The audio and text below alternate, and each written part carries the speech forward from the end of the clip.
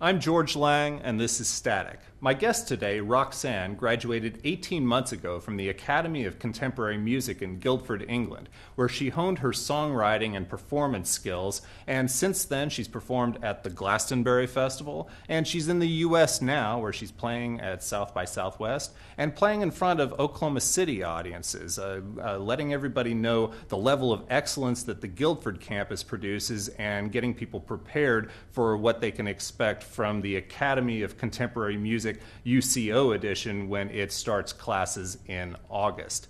This is Rokhsan. It was my dad and my mum who kept saying, "You'll thank us when you're older," that kind of thing. And I was like, "No, I don't want to play Farelise again." But I was like, "Learn the rest of the page."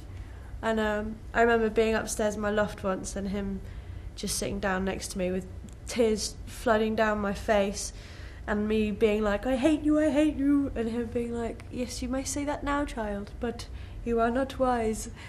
Well, I did vocals, I did degree vocals, and I've always enjoyed music, so I've never found it as work. I've always just found it as like me going to school and just doing my hobby every day.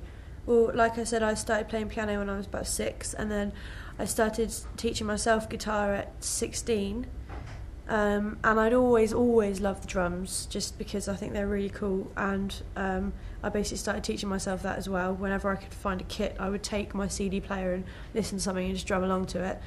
And then my favourite instrument is the cello, and so I always figured that if I could master the violin, which I think is much harder, then the cello would be easy peasy.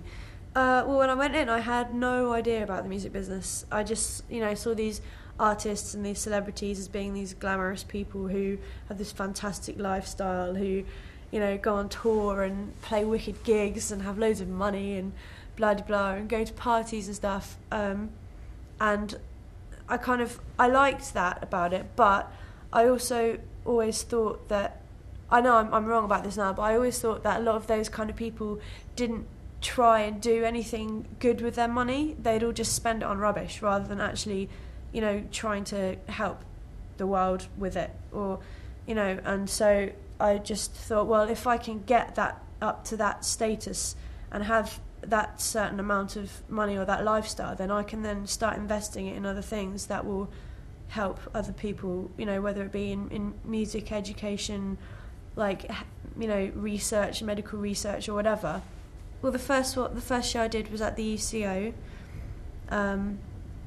and that was really fun because it was in front of all prospective students, and so speaking to them afterwards was really lovely because they're all basically just wanting to do what I've been doing, and I could tell them all about it, which was really cool.